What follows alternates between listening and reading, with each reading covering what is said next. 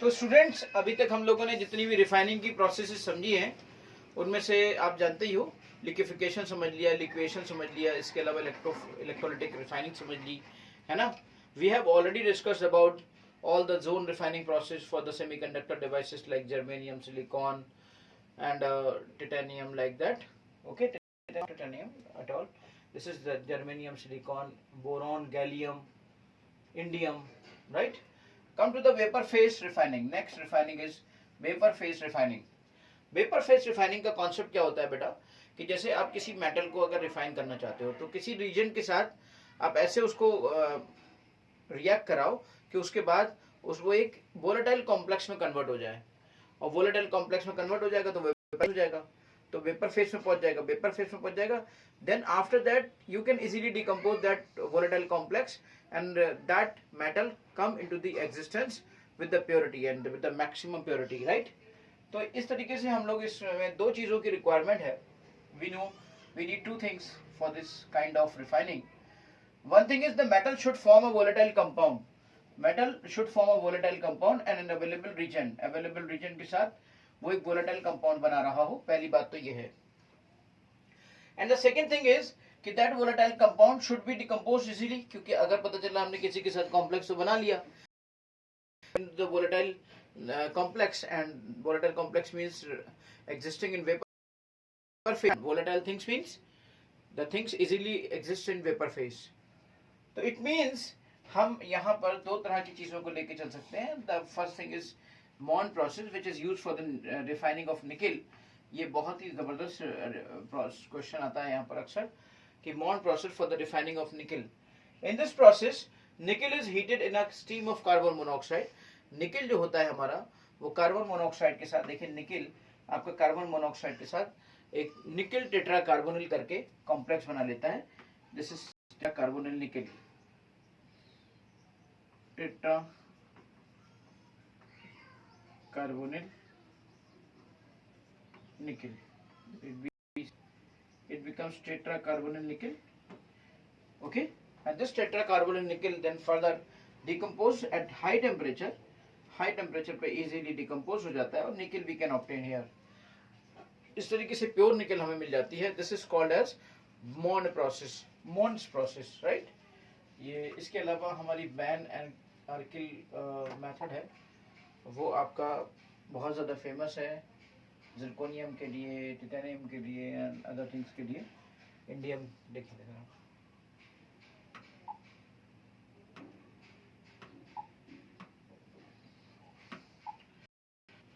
This is basically van Arkel method.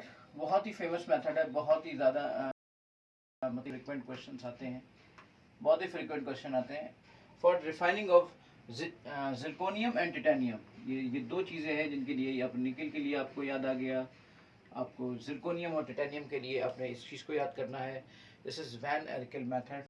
This method basically देखिए कोई भी ऐसी चीज़ है जो कि पहले किसी के साथ वोलेटाइल कॉम्प्लेक्स बना ले और that volatile complex decompose into that metal. इस टिटेनियम के साथ होता है, टिटेनियम क्लोराइड बना लेता है, फिर वो डिकम्पोज हो जाता है ना. Basically that also occurred with the titanium. देखिए this is very useful for removing all the oxygen and nitrogen present in the form of impurity in certain metals like zirconium and titanium. The crude metal is heated in a vessel with iodine, the metal iodide being more covalent, volatilizes. बिल्कुल इसी तरीके से यहाँ पे titanium होता है बेटा. Titanium chloride बना रहता है और वो वोलेटाइल होता है और वो फिर से डिकम्पोज हो जाता है और टिटेनियम हमें फिर से मिल जाता है. तो ये आपका टिटेनियम की बात अगर हम करें तो टिटेनियम उसी तरीके से 2Cl2 और ये आपका टिटेनियम क्लोराइड बना लेता है. This further chloride decomposes in the form of titanium. Okay, तो टिटेनियम एंड होता क्या है टिटेनियम और इसमें दोनों में रीजन क्या है, दोनों में चीजें तो वही है ना. बेसिकली इस मेथड को यूज किया और खास तौर पे जो वैन एर्किल मेथड है वो इसके अंदर जो इम्प्योरिटीज होती हैं ऑक्सीजन की या नाइट्रोजन की, ये एक पॉइंट है कि यहाँ पर क्वेश्चन जो बन सकता है कि वैन एर्किल मेथड से which kind of impurity we can remove nitrogen and sulphur. Nitrogen and oxygen kind of is present in the metal. can be removed by this method and we can easily vaporize them. Understand. बाकी चीज़ें अपने आप vapour के form में, gas के form में निकल जाएंगी. जब वो वेपराइज हो जाएगा, वो उससे चीज़ें अलग हो जाएंगी. जो उसके अंदर भरा हुआ था ऑक्सीजन, वो सब निकल जाएगा. एंड देन इजीली डिकम्पोज कर लेंगे हम उसे. हाई टेम्परेचर पर लेना पड़ेगा डिकम्पोजिशन के लिए, राइट. एक बहुत ही अल्टीमेट तरीका है बेटा क्रोमेटोग्राफी. आप सब जानते होंगे क्रोमेटोग्राफी के बारे में. क्रोमेटोग्राफी के बारे में मुझे लगता है मैक्सिमम लोग जानते होंगे. क्रोमेटोग्राफी आपने शायद प्रैक्टिकल भी किया होगा अपने 12th में. दिस इज क्रोमेटोग्राफी के बेस पर ये मेथड है. ओके.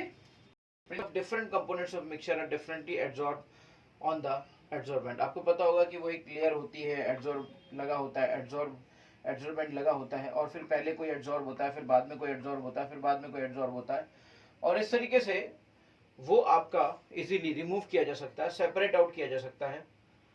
देखिए जरा, ये हमारा बहुत ही अलग करने का, सेपरेट करने का तरीका भी इसका बहुत अच्छा है. तो हम एक तरीका अपनाते हैं कि पहली बात तो वो अंडरलाइन कर लेते हैं कि इसमें हमें ये पता चले different components of a mixture are differently adsorb on an adsorbent. Adsorbent के ऊपर वो एडजॉर्ब होते हैं बेटा. जैसे एडजॉर्बेंट तो वो सरफेस होता है, और एडजॉर्ब होते हैं कौन? ऑब्वियसली लिक्विड एडजॉर्ब होता होगा, right. The mixture is put in a liquid और gaseous medium which is move through the adsorbent, जो कि एडजॉर्बेंट के थ्रू मूव करता है. इसको थोड़ा सा हम और अच्छे से समझने के लिए इसकी ग्राफ की तरफ आगे बढ़ते हैं. इसका एक डायग्राम है जिसमें कि इस प्रोसेस को प्रॉपर तरीके से दिखाया गया है.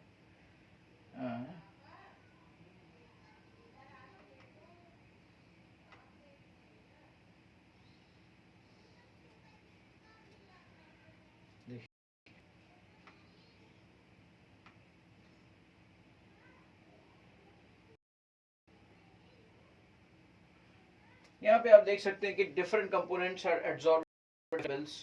इन चीजों को समझना है आपको. Different components are adsorb, different components are adsorb at different level of column. Column होता है और उस कॉलम में आपका एडजॉर्बेंट में मूविंग फेस होता है, एक स्टेशनरी फेस होता है. जो एडजॉर्बेंट है वो आपका स्टेशनरी फेस होता है. जो मूविंग फेस होता है वो एडजॉर्बेट होता है ना. तो यहाँ पर आपका अगर देखें हम कि एक मूविंग फेस होता है कॉलम में और एक स्टेशनरी फेस होता है. मूविंग फेस होता है और स्टेशनरी फेस होता है. स्टेशनरी फेस होता है. स्टेशनरी फेस हमारा जो होता है दैट इज बेसिकली एडजॉर्बेंट, और ये आपका एडजॉर्बेट होता है. एडजॉर्बेट जो कि एडजॉर्ब होता है और जिसमें होता है वो आपका एडजॉर्बेंट होता है. देखिए इस तरीके से later the adsorb components are removed. जो कंपोनेंट्स एडजॉर्ब हो जाएंगे, जो एडजॉर्बेट्स होंगे, उनको इजीली हम रिमूव कर सकते हैं, right. Depending on the physical state of the moving medium and the adsorbent material and also on the process of passage of the moving medium, the chromatographic method is given the name. In one such method, the column of Al2O3 is passed in a glass tube and moving medium containing a solution of the components is in liquid form. This is an example of column chromatography.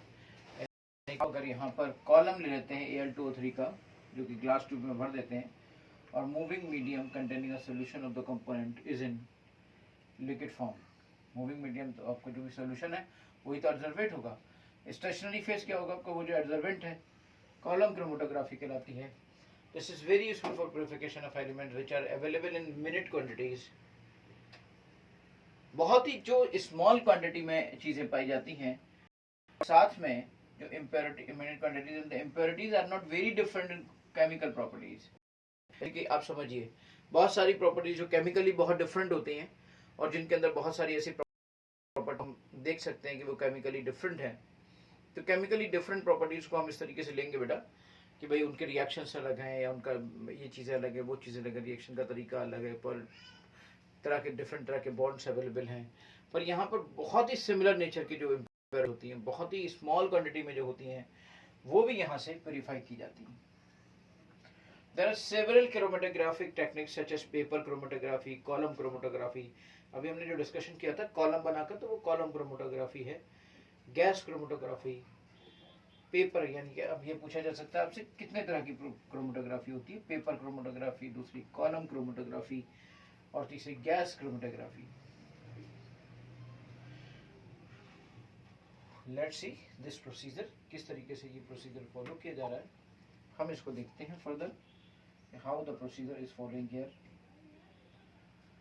देखिए flowmeter है ये, industrial method भी दिखाया है और laboratory का method भी दिखाया है। चलिए हमने दोनों बातें देख लेंगे। We are taking here mixture of compound, हमने यहाँ पे डाला है और ये मिक्सचर ऑफ कंपाउंड है आपका, राइट। और स्टेशनरी फेस आपका यहाँ पर ये बना हुआ है, धीरे धीरे करके ऊपर से आपका कंपाउंड आ रहा है और मूव कर रहा है, और जो ये फेस है उसके ऊपर एड्जॉर्ब होता चला जा रहा है। तो जो इम्प्योरिटी थी वो एड्जॉर्ब होती चली जा रही है, एड्जॉर्ब होती चली जा रही है, और ये एड्जॉर्ब होते होते जो नीचे की तरफ ये सरफेस है आपका, इसके ऊपर सरफेस पर एड्जॉर्ब होती चली जा रही है। फिर एड्जॉर्ब होती है ना, वो एड्जॉर्बेंट होता है, और जो एड्जॉर्ब होता है, जो ऊपर से जैसे आपने मटेरियल को गिराया और वो एड्जॉर्ब होता चला गया, होता चला गया, होता चला गया, जो बिल्कुल प्योर होके बचा वो नीचे आया, इस तरीके से वो प्योर आ गया, राइट। ओके, कॉलम क्रोमेटोग्राफी यहाँ पे लगा दी गई, फ्लो इंजेक्टर और इंडस्ट्रियल मेथड में कॉलम क्रोमेटोग्राफी को आपको दिखाया कि हाउ दे वर्क एज। बिल्कुल सिंपल सा तरीका है, इसमें कोई बहुत ज़्यादा वो नहीं है। ओके,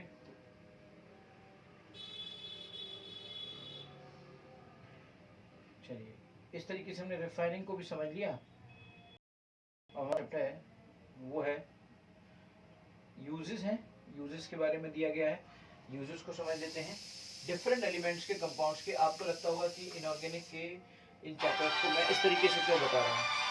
अगर समझिएगा कि जो आपका इनऑर्गेनिक के ये चैप्टर्स हैं, जितना इसमें लिखा है ना वही आपके काम का है। अब आगे बुक्स में कहीं किसी भी मॉड्यूल से या किसी जगह से आप बहुत ज़्यादा पढ़ते रहो इनऑर्गेनिक के अंदर, तो आई एम नॉट रिस्पॉन्सिबल। मैंने अब सीधे सीधे बोल दिया, NCERT is more than sufficient for inorganic, is more than sufficient for bio, understand। तो इसलिए बेटा कुछ और करने की, सोचने की जरूरत नहीं, जितना भी पॉइंट दिया है एक चीज़ उस पर ध्यान देने की जरूरत है। उससे बहुत ज़्यादा कहीं भी पढ़ोगे तो अपना टाइम वेस्ट ही करोगे। इसीलिए मैं भी इधर उधर ना हो जाऊं और मैं भी और ज़्यादा आपको ना पढ़, जो आपके काम का ना हो। टाइम आपके पास कम है and you have only 70 days for the NEET. So obviously आप इस बात को समझिए ज़रा कि यहाँ पर जो हमने एक एक चीज़ों को ये पैटर्न फॉलो कर रहे हैं कि एनसीईआरटी की लाइन टू लाइन आपको समझाएं और उसको एलिबरेट करें, उसकी रीजंस को समझाएं कि ऐसा क्यों हो रहा है, ताकि हम विद इन लिमिट्स और वो ऐसी चीज़ें पढ़ें कि जो चीज़ें एग्जाम में आने वाली हैं, right. Aluminium foils are used as wrappers for the chocolates.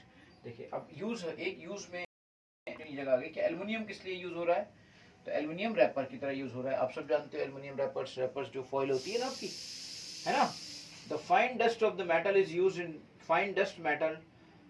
अब इसी की जो फाइन डस्ट है वो यूज होती है पेंट्स में या लिक्विड्स में। ये फाइन डस्ट एल्युमिनियम है आपका, समझ गए, वो पेंट्स में और लिक्विड्स जो आपके होते हैं, मतलब पेंट्स के अंदर जो डस्ट होती है उसके एल्युमिनियम की चमक को लाने के लिए वो उसमें यूज होती है। Aluminium being highly reactive used in the extraction of chromium and manganese from the oxides। यानी कि एल्युमिनियम आपका रिड्यूस भी करता है, एल्युमिनियम जो होता है वो रिड्यूस भी करता है, क्रोमियम और मैंगनीज के एक्सट्रैक्शन में भी काम आता है और वहां पर वो रिड्यूसिंग एजेंट की काम करता है। आप देखिएगा एलिंगन डायग्राम के अंदर एल्युमिनियम नीचे है, क्रोमियम और मैंगनीज ऊपर है, तो याद रखिएगा जो चीज नीचे होती है वो ऊपर वाले को रिड्यूस कर सकती है और इस तरीके से उसके मेटल ऑक्साइड को रिड्यूस करके एल्युमिनियम के वाइट्स भी बन जाते हैं। देखिए एल्युमिनियम का यूज दिया है, कॉपर का यूज दिया, यहाँ तक एल्युमिनियम का यूज है, इसके बाद कॉपर का यूज है, इसके बाद जिंक का यूज है, इसके बाद आयरन का यूज है। तो अलग अलग का यूज दिया है ना, बस उतना ही पढ़ो। यहाँ पर हम देखते हैं कि कॉपर इज यूज फॉर, देखिए एल्युमिनियम, आजकल तो एल्युमिनियम की वायरिंग भी आ रही है ना, एल्युमिनियम की बाइंडिंग भी होती है, इलेक्ट्रिकल कंडक्टर है तो एल्युमिनियम की वायरिंग होती है। आप जैसे नहीं कई बार होता है ये पंखे में जो वायरिंग है, ये जो बाइंडिंग है, ये बाइंडिंग एल्युमिनियम की कि कॉपर की है, तो लोग कहते हैं एल्युमिनियम की है, तो कहते हैं अरे नहीं इसको रहने दो यार, ये जल्दी फूक जाएगा और वो कॉपर बाइंडिंग अच्छी होती है, ये सब बातें बोलते हैं। लेकिन एल्युमिनियम आजकल बहुत चल रहा है, कॉपर का एक मतलब सस्ता सब्स्टिट्यूट निकाला है जिससे कि आप alloys containing aluminium being light and very useful, जो एल्युमिनियम के एलॉय होती हैं वो भी यूजफुल होती हैं। चलिए ये बात थी एल्युमिनियम की। एल्युमिनियम से अब जैसे एल्युमिनियम बहुत काम की चीज़ है, मुझे लगता है कि लकड़ी और वुडन का जो ऑप्शन थे, वुड के दरवाजे, खिड़कियाँ, तमाम चीज़ें, मतलब एल्युमिनियम इतनी ज़बरदस्त चीज़ है यार, इसकी कोई लिमिट ही नहीं है। कॉपर की हम बात करें, आप सब जानते हो ना, दुनिया भर में तो एल्युमिनियम, लकड़ी को जो चीज़ सब्सिट्यूट कर दे, मुझे लगता है कि अगर हमारी लाइफ में आयरन के बाद जो सबसे ज़्यादा यूजफुल चीज़ है, जिसने सबसे बड़ा रोल अदा किया हमारी लाइफ को ट्रांसफॉर्म करने का, वो एल्युमिनियम है ना। सबसे पहले आयरन ने सबसे बड़ा रोल अदा किया, कॉपर एज, फिर आप कॉपर एज आई, कॉपर ने रोल अदा किया। आजकल तो मैं कह सकता हूँ कि एल्युमिनियम एज आई, फिर उसके बाद प्लास्टिक एज आई। एल्युमिनियम और प्लास्टिक कॉन्टेम्परेरी हैं, काफ़ी एक साथ चीज़ें आगे बढ़ी। Copper is used for making wires used in electrical industry and for water and steam. Copper is used for making wires used in electrical industry, water and steam pipes. Copper आपका water के लिए, steam pipes के लिए, बहुत सारे alloys बनते हैं, बहुत सारी बाइंडिंग्स होती हैं, इलेक्ट्रिकल वायर्स होते हैं, बर्तन बनते हैं। बर्तन तो खैर आपके ब्रास के और ब्रॉन्ज के बनते हैं। अगर आप कॉपर को जिंक के साथ ले लें, देखिए जैसे यहाँ पर बहुत ही सबसे ज़्यादा इसका यूज़ तो इनके एलॉयज में है। हाँ, it is also rather than rather tougher than its metal itself. जो इस मेटल से भी इससे ज़्यादा टफ होती हैं। अगर मैं ब्रास की बात करूँ तो ब्रास में कौन कौन होंगे, ब्रास में आपका जिंक हो गया और फिर कॉपर हो गया। अगर ब्रॉन्ज की बात करूँ तो ब्रॉन्ज कौन हो गया, ब्रॉन्ज में आपका टिन हो गया और आपका कॉपर हो गया, है ना। अगर आप कॉइनेज एलॉय की बात करें तो अगर निकेल हो गया, कॉपर हो गया, तो निकेल एलॉय में। तो बस आपको क्या याद रखना, बस इतनी ही एलॉय याद रखनी है। आप सोचो कि बहुत ज़्यादा एलॉयज में याद कर लें, ये कर लें, वो कर लें, कोई जरूरत नहीं है उन सबकी। बस ब्रास की याद रखो, ब्रास में क्या होता है, कॉपर और जिंक होता है। ब्रॉन्ज में क्या होता है, कॉपर और टिन होता है। और निकेल को एलॉयज में क्या होता है, निकेल यानी कि कॉइनेज एलॉयज जिसे कहते हैं। जिससे कि आप जानते हो ना कि जो सिक्के, एल्युमिनियम के सिक्के भी आप देख रहे हो चमकदार वाइट वाइट होते हैं, तो उसमें बेसिकली कॉपर और निकेल होता है। निकेल के सिक्के जो कहे जाते हैं, तो कॉपर और निकेल ही होता है उसमें, इसीलिए उनको कॉइनेज एलॉय, क्योंकि उनसे कॉइन्स को बनाया गया।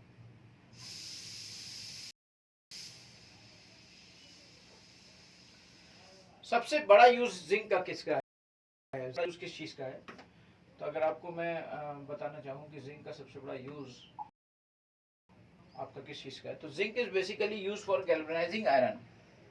आयरन को गैल्वेनाइज करने के लिए सबसे ज्यादा यूज की जाती है जिंक।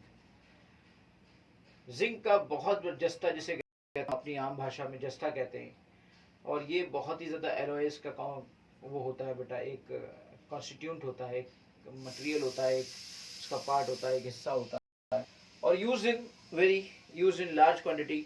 हम इसकी बात करें अगर, तो ये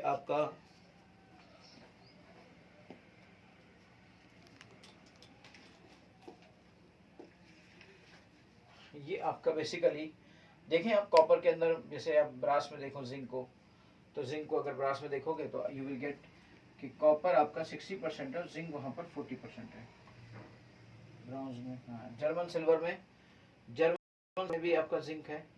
जर्मन सिल्वर में कॉपर आपका 25 से 30% है, जिंक निकल 40 से 50% है। जर्मन सिल्वर जैसे हम नॉर्मली का सब्स्टिट्यूट मानते हैं, बहुत सारे यूटेंसिल्स हैं हमारे, कप सेट हैं, टी सेट हैं, डिनर सेट हैं, जर्मन सिल्वर के बनते हैं। जर्मन सिल्वर बहुत सारी जगहों पे यूज़ होता है, वो जल्दी काला पड़ जाता है, और उसको आप भी समझ लीजिए उसके अंदर कॉपर होता है, जिंक होता है और निकेल होता है। कहीं पर भी उसमें सिल्वर तो होता ही नहीं है, लेकिन वो सिल्वर की तरह दिखता है। और जर्मन में इस चीज़ को सबसे पहले डेवलप किया गया था, इसलिए इसका नाम रख दिया गया जर्मन सिल्वर। समझ गए। तो कॉपर है, जिंक है, निकेल है। तो कॉपर आपका 25 से 30%, जिंक आपका 25 से 30% और निकेल आपका 40 से 50%। Zinc dust is used as a reducing agent in the manufacturing of dye stuff and paints. हाँ, ये एक महत्वपूर्ण काम बात है। डाई स्टफ्स और पेंट्स में आपने देखा था पहले एल्युमिनियम की डस्ट भी यूज की थी, और यहाँ पर पेंट जिंक की भी डस्ट यूज होती है, और रिड्यूसिंग एजेंट भी हो सकता है, क्योंकि इसके ऊपर के जितने भी आपके मेटल्स हैं जिनके ये एक्सट्रैक्शन कर सकता है, उनके मेटल ऑक्साइड को ये रिड्यूस कर सकता है। एलंगन डायग्राम आपको याद होगा। चलिए, दुनिया में सबसे ज्यादा यूजफुल आती है तो वो उसका नाम है आयरन। आयरन को इतने फॉर्म में हमने देखा है, आयरन को बहुत सारे फॉर्म में तो हमने खुद ही देखा है।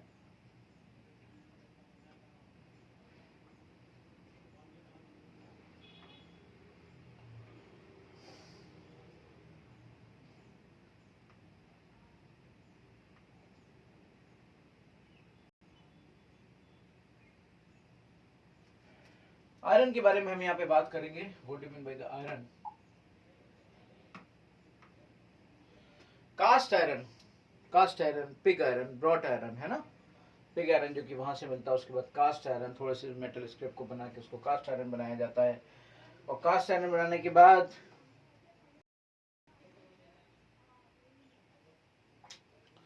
वैसे तो सारे यूजेस हम लोग डिस्कस करी गई है। एक बार फिर से आपका ये शुरू हो रहा है, just for half minute, 30 seconds का टाइम लगेगा बेटा इसको पूरा शुरू होने में। तो आई डोंट नो कि ये कैसे बंद, जैसे कि लैपटॉप तो बंद नहीं होता है, लेकिन ये क्यों बंद हो रहा है, देखता हूँ मैं, इसका कोई सोल्यूशन हो सकता है। तो बेटा ये पूरी मेटलर्जी आपने बहुत अच्छे से पढ़ ली, और मेटलर्जी को बहुत अच्छे से क्वेश्चंस करिएगा। क्वेश्चंस की प्रैक्टिस भी आपको मैं कराऊंगा, उसके वीडियो लेक्चर्स में आपको अलग अलग बना के दूंगा। जिन चैप्टर्स के अंदर अभी तक ये हुआ है कि हम क्वेश्चंस का डिस्कशन कम कर पाए हैं, उनके लिए मैं एक अलग से पूरा फुल लेक्चर, एक एक्स्ट्रा लेक्चर आपको, उनकी केवल प्रॉब्लम्स का लेक्चर मैं आपको बना कर दूंगा। ओके, कास्ट आयरन की बात हमने की यहाँ पर। कास्ट आयरन जो होता है बेसिकली सबसे इम्पोर्टेंट फॉर्म है, और स्टोव्स हैं आपके, रेलवे स्लीपर्स हैं, गटर पाइप्स हैं, सब हैवी चीज़ें जो होती हैं, ये सब चीज़ें आपकी कास्ट आयरन से बनती हैं। बहुत महंगी चीज़ें नहीं बनती है इससे, बहुत हल्की, बहुत महंगी चीज़ें नहीं बनती हैं। और ख़ासतौर पे कास्ट आयरन का यूज़ सबसे ज़्यादा होता है, क्योंकि कास्ट आयरन ही तो पिग आयरन का एक, भाई पिग आयरन तो वैसे नॉर्मली ऐसा होता है, उसको तो बहुत ज़्यादा यूज़ हो किया नहीं जाता, तो कास्ट आयरन का ही मैक्सिमम यूज़ है। अच्छा, ब्रॉट आयरन बहुत ज़्यादा स्पेशल होता है, तो इतना महंगा हो जाता है और इतनी लिमिटेड जगहों पे यूज़ होता है। तो ब्रॉट आयरन को बनाने में भी कास्ट आयरन का बहुत बड़ा रोल है, समझ गए। और खासतौर से स्टील को और ब्रॉट आयरन को, दोनों को बनाने में कास्ट आयरन का बहुत बड़ा रोल है। स्टील में मतलब कार्बन के परसेंटेज पर और चीज़ों के परसेंटेज पे स्टील बेसिकली अलॉय होती है।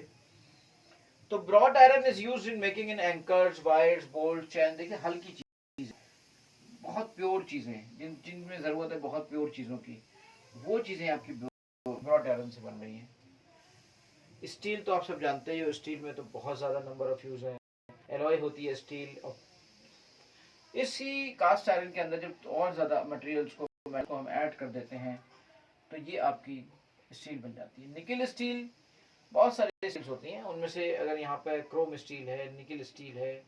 तो अगर मैं बात करूँ निकेल स्टील की, तो nickel basically cables, automobiles, aeroplanes, parts, pendulum, measuring tapes, इन सब में यूज होती है। क्रोम स्टील बहुत ज़्यादा कटिंग के काम आती है, उसमें बहुत ज़्यादा तेज़ी पैदा की जा सकती है, धार उसमें बहुत अच्छी बन जाती है, कटिंग टूल्स के काम आती है, क्रशिंग मशीन्स, जो कि मशीन बहुत मजबूत ब्लेड बनता है इससे। And stainless steel for cycles, automobiles, seat and suspense. जितने भी आप देख रहे हो ऑटोमोबाइल्स और ये सब साइकिल, ये सब स्टेनलेस स्टील के हैं। तो ये सब आपको ध्यान रखना है, और इसी के बेस पर आपको यूजेस कुछ एक दो आ जाएंगे, कोई बहुत खास बात नहीं है इसमें, आप अच्छे से लर्न कर सकते हो। ये सब लर्निंग प्रोसेस के कॉन्सेप्ट हैं, कोई बहुत ज़्यादा प्रैक्टिस और समझाने की चीज़ें इसमें नहीं है बेटा। तो आपको कुछ बिल्कुल भी माइंड नहीं करना चाहिए इस चीज़ को लेकर, बल्कि अच्छे से रिवाइज करना चाहिए। एनसीईआरटी को फॉलो करते रहिए, खास तौर से इनऑर्गेनिक के लिए, स्पेशली फॉर इनऑर्गेनिक, राइट। कुछ समरी यहाँ पे दी है, जो भी मैंने कहा एनसीईआरटी में कहीं कुछ भी दिया हो उसको बस आप देखते रहो। मैंने एक ही तरीका आपको बताया, अब और ये देख लेना, आपके लिए रामबाण एकदम बिल्कुल अल्टीमेट तरीका फॉलो करेंगे आप लोग, अल्टीमेट चीज बनेगी।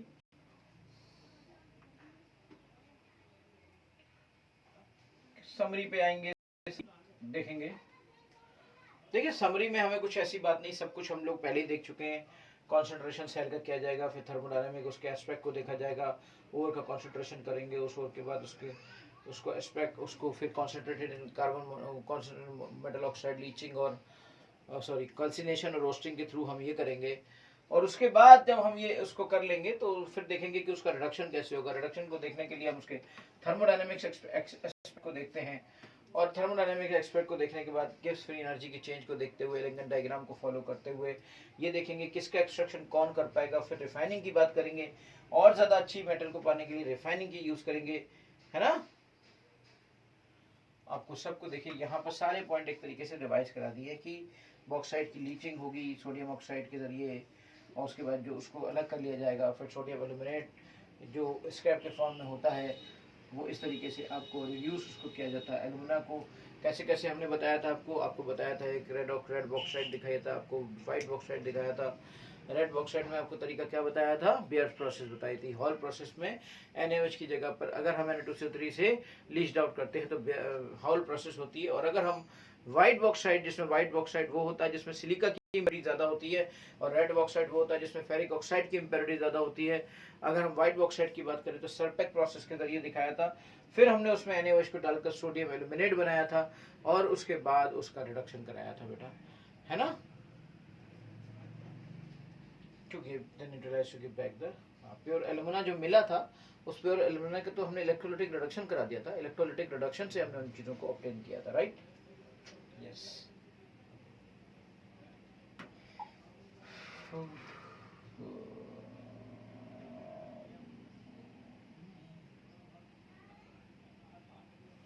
देखिए जरा कौन कौन किस फॉर्म में मिलता है और कैसे हम उसको ऑब्टेन करते हैं। एल्युमिनियम के लिए समरी के बेस पर इन्होंने ये टेबल दी है। If I am talking about summary, like aluminium है आपका, बॉक्साइट है। बॉक्साइट में आप सब जानते हो Al2O3.XH2O को बॉक्साइट कहा गया बेटा। और इसके अलग अलग वो होते हैं, डायस्पोर, गिब्साइट। डायस्पोर में X1 होता है, गिब्साइट में X3 होता है और बॉक्साइट में X2 होता है, राइट। क्रायोलाइट होता है Na3AlF6, जो कि बेसिकली क्या होता है, ये बेसिकली 3NaF और AlF3 जैसे कंपाउंड से मिलकर बनता है। इलेक्ट्रोलिसिस होती है, डिजॉल्व होता है मॉल्टन Na3AlF6 में, और इसका इलेक्ट्रोलिसिस ज़बरदस्त होती है, डिजॉल्व जाता है इसमें कंडक्टिविटी को बढ़ाने के लिए, उसके मेल्टिंग पॉइंट को कम करने के लिए। और इस तरीके से हमें एल्यूमिनियम मिलता है कैथोड पर और ऑक्सीजन मिलती है हमें एनोड पर। For the extraction a good source of required, इसके एक्सट्रैक्शन के लिए गुड सोर्स ऑफ इलेक्ट्रिसिटी की रिक्वायरमेंट है, बिल्कुल सही। आयरन हम किस किस से निकालते हैं, आयरन हम निकालते हैं हेमेटाइट और मैग्नेटाइट के मिक्सचर से। हेमेटाइट क्या कहलाता है, Fe2O3, मैग्नेटाइट आपका Fe3O4।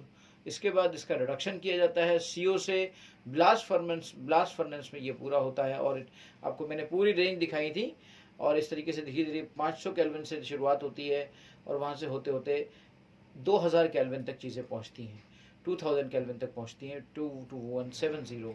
कॉपर के निकालने के लिए copper pyrite, CuFeS2, copper glass और मेलाचाइट बहुत बार पूछा गया है। और ये आपका क्यूप्राइट जिसे हम कहते हैं, क्यूप्रस ऑक्साइड, इसका खास तौर से यूज़ होता है, रूबी कॉपर के नाम से भी इसे जानते हैं। और इसकी हम कॉपर की नॉर्मली सेल्फ रोस्टिंग करते हैं ऑक्साइड को पाने के लिए, और उसके बाद उसका रिडक्शन करते हैं, राइट। जिंक ब्लैंड में आपको पता है, जिंक ब्लैंड और स्फेरलाइट ZnS होता है, कैलामाइन ZnCO3 होता है। रोस्टिंग फिर से इसकी होगी, रिडक्शन कोक से होगा। और इस तरीके से मेटल को प्यूरिफाई कैसे कर सकते हैं,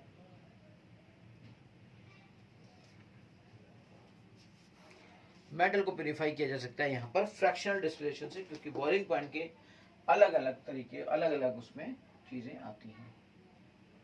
जिंक ब्लेंड आ गया आपका, स्फेराइट आ गया, कैलामाइन आ गया, जिंसाइट आ गया, और इसको प्यूरिफाइड करते हैं हम फ्रैक्शनल डिस्टिलेशन से। बहुत सारी बातों का हमने डिस्कशन किया, मेटलर्जी के सारे कॉन्सेप्ट वी हैव डिस्कस्ड। अब इसके बाद आप इस पर और भी अच्छे क्वेश्चंस का डिस्कशन करिए। Thank you, okay, all the best.